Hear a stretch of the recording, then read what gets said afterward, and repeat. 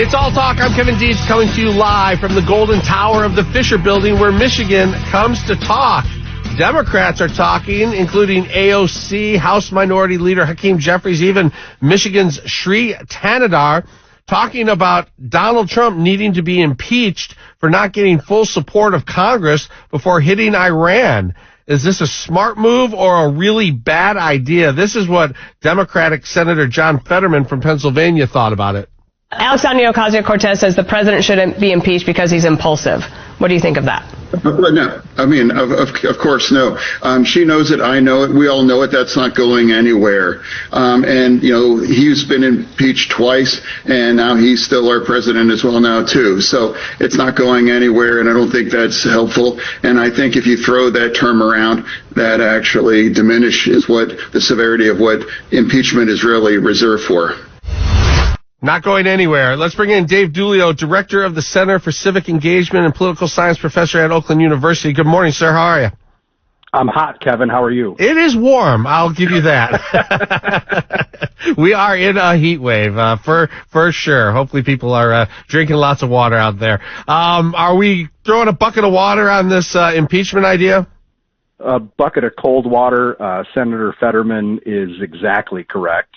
This is almost not worth talking about. I mean, only to remind folks about maybe the process of impeachment or the standards, maybe even more important for impeachment, and the politics of it, right? Which is really the first part of this is, you know, are the votes there? And clearly they are not, with Republicans in control of the majority of the chamber, but you know, even the bipartisan, although you know you could say it was slightly bipartisan support that President Trump got for his actions over the weekend. You know, this issue doesn't even unite Democrats in the House of Representatives, let alone in the Senate or nationwide. So why does AOC come out and say something like that? This morning on WJR, Sri Tanadar, the congressman from Michigan, came on, and we remember he had already tried to get Democrats to go for an impeachment with his 7 acts or reasons or whatever it was, and now he's added an 8th that that Donald Trump did not properly inform Congress of what he was doing in Iran. Why do they do this? Because the base loves it.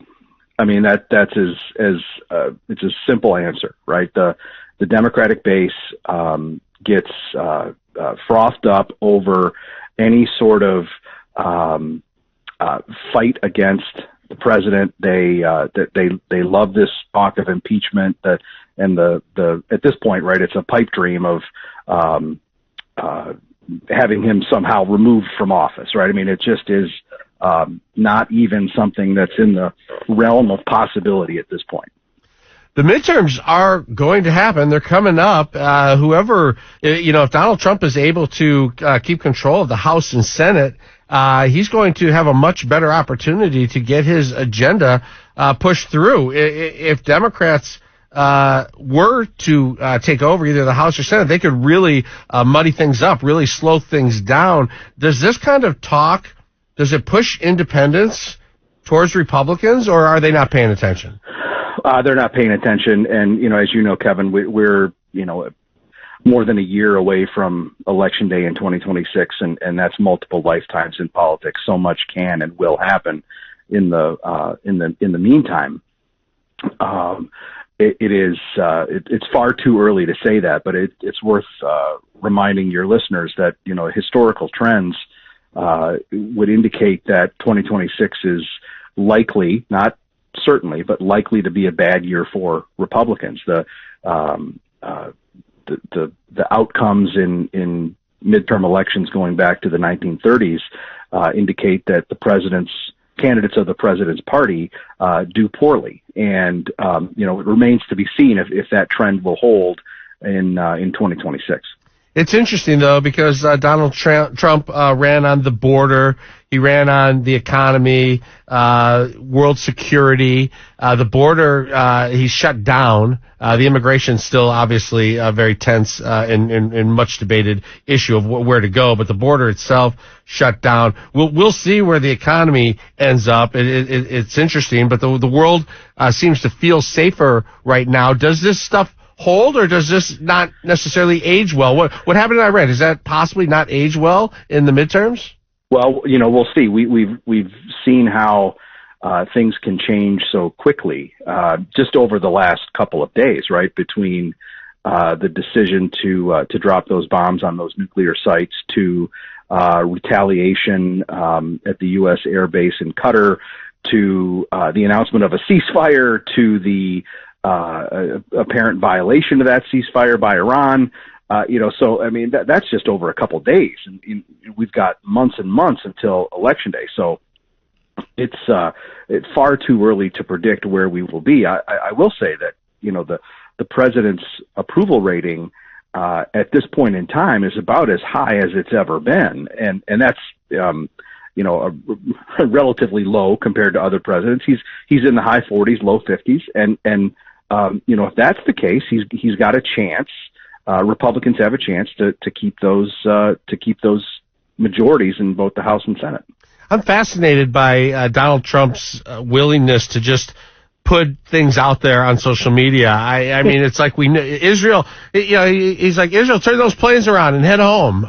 It's right there. And I don't even know, quite frankly, if MSNBC or CNN covers that or not. I would think they would. It's the president telling Israel in real time to turn their planes around and not retaliate. It's fascinating to me. And then it seems like they do it. Right. Right.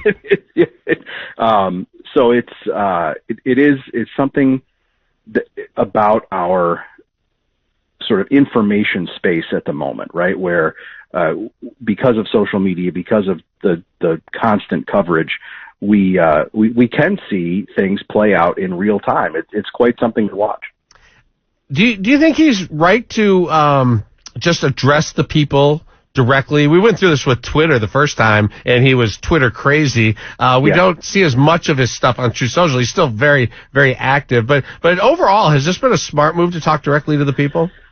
Well, it depends on what he says. We're talking about, right? I mean, and what he says, right? I mean, I think that it provides him an advantage because his words don't get filtered, right? There's no reporter that's taking a long statement and pulling out a piece of it. Right.